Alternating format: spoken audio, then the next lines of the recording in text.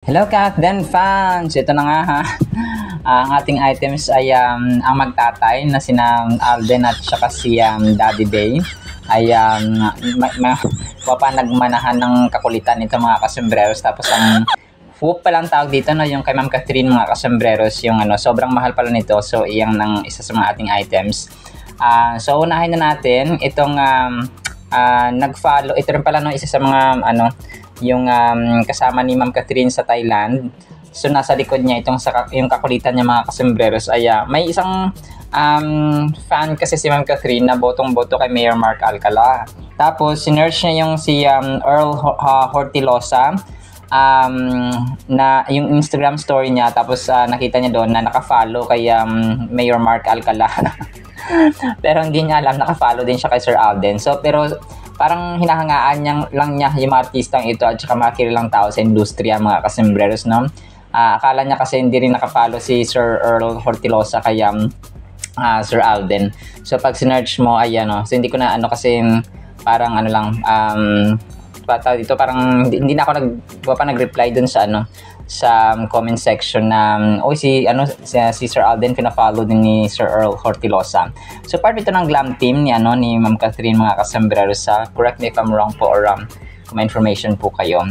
So ito na nga ha, si Sir Alden Richards, part ng kanyang Instagram story. Itong si Ma'am Abby Marquez, no, na isang sikat na influencer mga kasembreros, if I'm not mistaken ay dito parang tagaluto mga kasembreros, no. Tapos parang chef siya ganun. Tapos ginawa nila yung padila no ni Sir Alden mga kasembreros.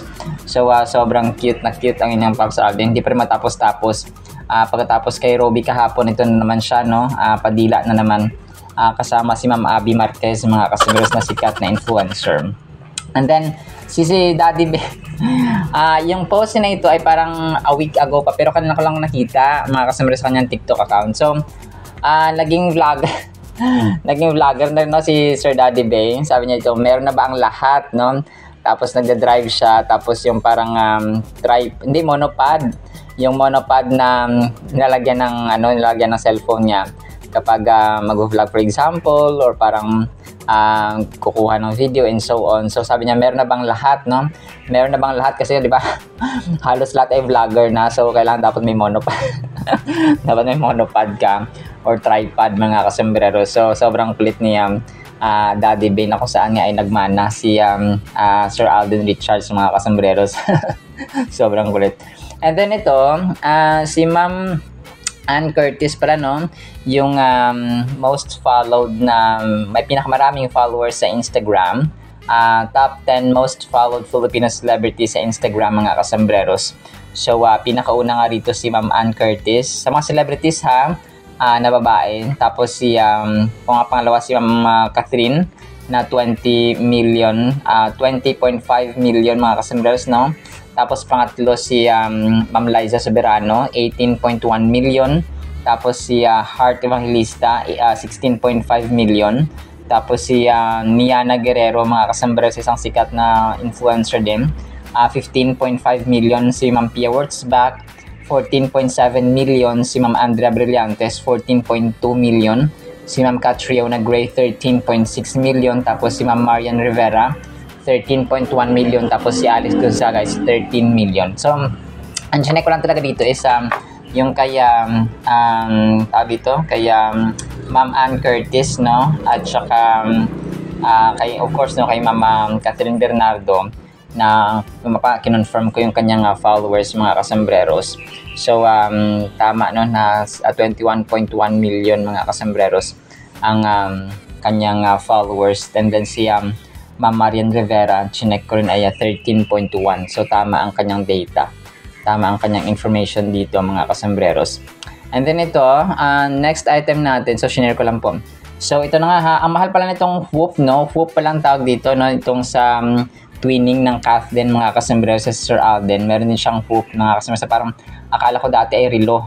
Para pala siyang physical fitness tracker. Parang ganun mga kasembreros no. Itong whoop na ito, 22,000 yung kanyang presyo mga kasembreros. So ang mahal pala nito, akala natin ano lang, simple lang siya. So actually yung total outfit ni Ma'am Catherine ay sobrang mahal at that time nung nag-gym siya kasama si Sir MJ Felipe mga kasembreros, no? So which is twinning kay Sir Alden mga kasembreros. Meron siyang physical fitness tracker. And then ito, part ng Instagram story ni Sir Alden, si Ma'am Angel, no? So parang karugtong ito ng picture niya doon sa nung nakaraan na finlash natin mga kasembreros, si Ma'am Angel, no? Na 15 years old lang pero parang dalaga na siya mga kasembreros, no? Cute ang bunso ni na Sir Alden Richards mga kasembreros. And then ito, sobrang cute ito mga kasembreros kasi si Josh Ford na yun nga, na naging sikat ngayon sa PBB. Parang dati pala, no, nakasama na niya sina Sir Alden Richards, si Sam Concepcion, no, na sikat din dati mga kasus, nanalo siya kasama or parang sa show dati or program ni Ma'am Sara Geronimo mga kasembreros na Little Big Star. Tapos itong si Jameson Blake na kasama of course, no, ni ang cute nila, no, 9 years later. Dito maliit pa si Josh Ford dati, nakasama na siya ni Sir Alden at saka ni Sam Concepcion at saka ni Jameson Blake. So ang cute na picture nila. So parang after 9 years ay talagang nagkita pa rin sila mga kasembreros sa showbiz. And then ito, next item natin mga kasembreros, prayer item of course, no, ni Sir Alden. Ang kanyang panalangin for today ay sabi niya, Dear God, when anxiety tempts me to dwell on the future or the past, help me to stay grounded in this present moment. Help me or remind me that you are with me right now, offering peace and assurance that I am held in your hands. Guide my thoughts away from worry and toward your presence where I can find rest. Help me to focus on what is true today and trust you with what lies ahead and behind. Let your coming presence anchor my heart, allowing me to live fully in the present and rely on your grace for each step.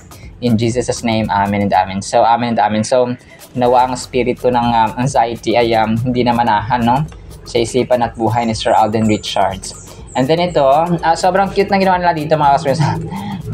Ginawa nilang parang police si box office queen. So, para siyang police officer dito mga kasembreros, na bagay na bagay. Pero ito ay AI lamang mga kasembreros, no, or edited mga kasembreros na may shades pa sa kanyang ulo mga kasembreros. So sobrang cute at ang sobrang astig, no, ni police officer Chandria mga kasembreros.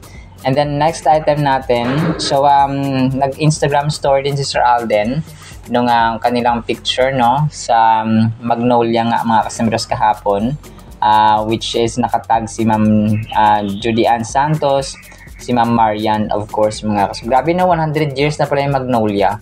Sobrang tagal na mga kasembreros, no? Pero yun po. And then ito, last item natin to mga kasembreros. So part ng kanyang Instagram story itong parang hindi ko alam kung si Jonas Empire, nakalagay dito, Jonas Empire mga kasembreros, no? Nagpa-picture siya kay Sir Alden Richards dun sa GMA Gala mga kasembreros. So hindi ko alam kung designer to, parang friend niya lang mga kasembreros sa industriya rin ng designing or sa ibang corporation.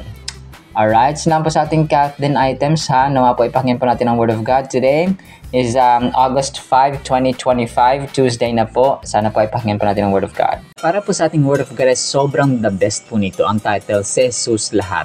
Ephesians 2:14-16, For He, Jesus Christ Himself, is our peace, who has made both one and has broken down the middle wall of separation, having abolished in His flesh the enmity, yung pagiging kaaway, that is the law of commandments contained in ordinances, so as to create in Himself, Jesus Christ, one new man from the two, thus making peace, and that He might reconcile them both to God in one body through the cross, thereby putting to death the enmity. So, si Jesus Christ lahat mga kasembreros, ibig sabihin ay siya yung naging solusyon, siya yung naging kumbaga pa, naging pagitan at na-reconcile ang tao sa Diyos because of Jesus Christ.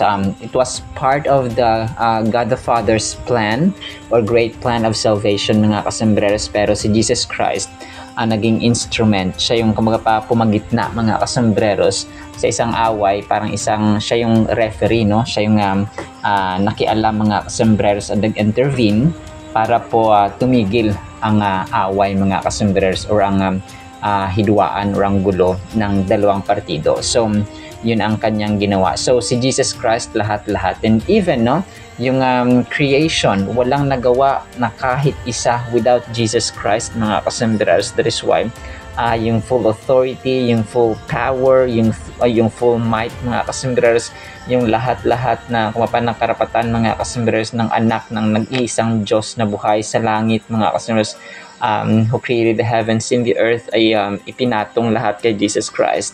He has the crown of righteousness, holiness, power na hindi natatapos, mga kasambreros. Unmatched at saka walang katapusan, endless, no, eternal ang kanyang pag-ibig, ang kanyang power, ang kapangyarihan niya ay walang papantay, mga kasambreros. In Ephesians 2, chapter 2, verses 14 to 16, ay about kay Jesus Christ na nagbigay at saka naging dahilan kung bakit naging united at na-reconcile ulit ang tao. Specifically dito, no, si Apostle Paul ay nag-address sa mga grupo ng mga Hudyo at ng mga Hintil. So parang yung Hudyo at saka mga Hintil, mga kasambreros, para siyang dito sa Pilipinas, marami tayong mga ethnic groups, di ba?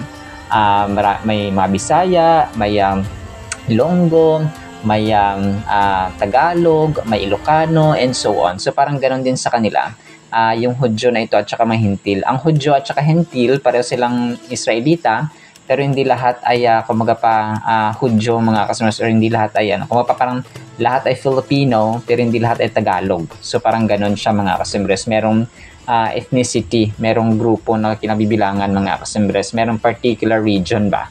So ganito siya, mga kasambreros. And ang verse na ito, no, specifically Ephesians 2:14 to 16, beautifully encapsulates the essence of reconciliation and peace that Christ has ushered into the world. So alam niyo, mga kasambreros, kapag iniisip pa lang natin yung mamatay ang Diyos, naglaan siya ng panahon na kumbaga pa hindi na dapat tayo deserving na paglaanan ng oras, no?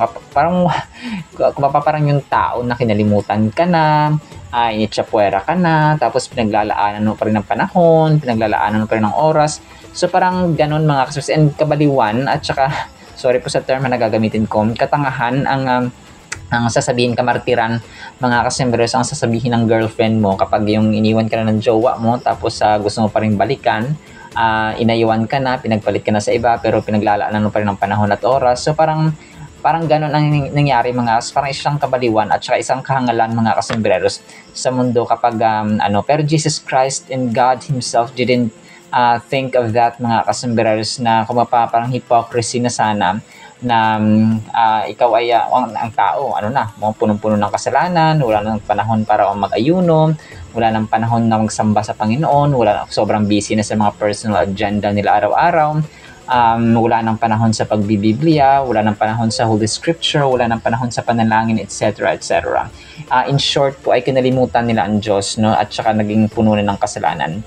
But, no, the great love of God, doon parang may isip mo na hindi tayo deserving, but still, no, binigyan tayo ng rason, binigyan tayo ng worth or halaga ni Lord Jesus Christ, mga kasambreros, dahil sa kanyang ginawa na reconcile niya tayo sa Diyos Ama. Kumaga pa, yung valueless at saka useless na tao, binigyan natin ng worth, mga kasambreros. And Apostle Paul wrote this to the Church of Ephesus, and ang passage na ito ay nag-address din sa atin ngayon, no? And isa pang in-stress niya or in-emphasize ni Apostle Paul dito ay yung division, okay? Dapat magkaroon ng unity because Jesus Christ, ayaw ng Espiritu ng Panginoon, mga kasambreros, na merong division, merong kumbaga pa pagkakabahabahagi at saka pagkakanya-kanya mga kasembero sa loob ng tahanan, specifically no sa mga church at saka sa mga piniling tao ng Diyos. Gusto niya nagkakaroon ng unity, nagkakaroon ng pagkakabuklod-buklod mga kasembreros kasi yun ang spirit niya di ba?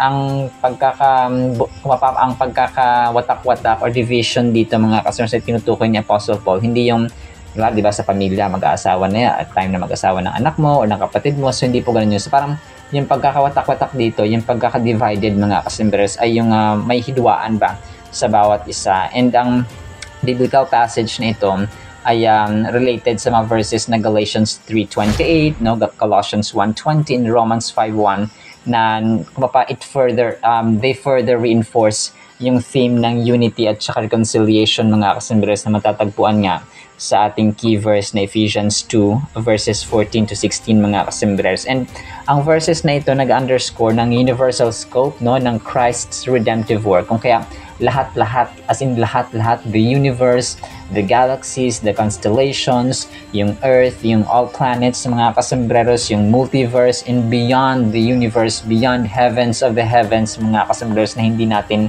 kayang matarok, hindi natin kayang isipin, hindi natin kayang i-comprehend mga kasembreros at maunawaan yung kung ano pa yung mga bagay no sa likod ng universe, ano pa yung mga bagay sa likod ng galaxies after universe kasi ang sakop lang at saka kayang pag-aralan ng mga tao, ng scientists, for example yung telescope natin parang limited no, although may mga scopes, may mga images, may mga videos na nakapunta ang mga tao sa buwan, sa gantong planeta or sa gantong galaxy no.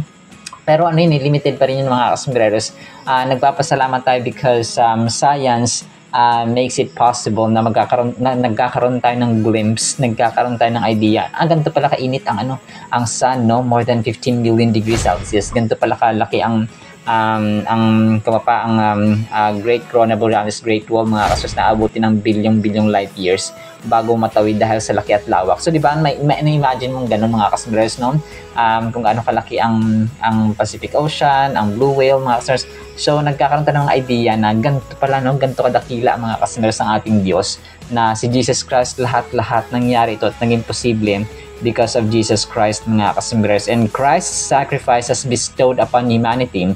It beckons us to embody this peace in our daily lives. Kasi gusto talaga ng banal na espiritu mga kasembreros tumira sa mga tahimik. And yung tahimik na buhay, yung may understanding, may love, may unity sa loob ng tahanan, yun po ay manifestations. Yun po ay patunay. Parang siya ba? Parang nag-show siya mga kasembreros na nandoon ang spirito ng Diyos because naghahari ang katahimikan, ang unity, ang pag-ibig, ang pag-unawaan, pagpapakumbaba and so on. Kasi yun nga yung kanyang fruit, no? Yung kanyang bunga, yung kanyang manifestation as indicated sa Galatians 5:22 to 23 mga kasembreros. Kumaga pa yung isang tao na mabait, ang kanyang outcome, ang kanyang bunganga, ang kanyang actions ay mabait din mga kasembreros. And we have to strive talaga na pasalamatan si Jesus Christ because He did everything, no? Lahat mga kasembreros, si Jesus, lahat mga kasembreros, the reason why we exist, why we breathe, why we have this oxygen to breathe, mga kasembreros, breathe in, breathe out na carbon dioxide. May lungs tayo, meron tayong isipan, meron tayong nerves and tissues and muscles and organs mga kasembreros. We have eyes, we have ears, lahat because we were created according to their image. So doon pa lang makikita mo na lahat talaga dapat pasalamatan natin. Ibukan natin natin bibig sa pagpapasalamat sa pagkain, bago matulog, pagkagising, and so on. Nakarating tayo sa school, nakarating tayo sa trabaho, nagawa natin yung task na ganito, nakapagbayad tayo ng bills. No, every small thing, maliit man yan at malaki, kailangan pasalamatan mga kasembreros. Ako nga nagpapasalamat ako kasi nagkaroon ulit tayo ng 1 million views mga kasembreros sa TikTok. No? Share ko lang po, talagang amazing ang Diyos natin. So we are really praying and hoping na ma-discover tayo kahit paano no, sa TikTok mga kasembreros at ma-feature sa ABS-CBN or sa GMA man lang mga kasembreros. Dream mga kasembreros. I don't stop dreaming because I believe that God is still up to something sa ating buhay. So I'm not, hindi tayo nananalangin na para maging sikat or para maging parang mayabang. So hindi po, The more kasi na maraming followers natin ay marami rin ang makakarinig ng gospel, mababahagi na ng kaalaman, and so on. So, ganun po siya. So, mas lalo nating may aangat at may dadakila mga kasembreros ang ating Panginoong Diyos na makapangyarihan sa lahat. Alright, so yun lang po sa ating Word of God. Nawa po ipagpalain po tayo ng pag-ibig, pananampalataya, pag-asa, and pagpapasalamat sa ating Diyos na buhay na lumikha ng langit at ng lupa forever and ever. In Jesus' name we pray, amen and amen. See you sa next segment, mga source, and paalam po. I love you.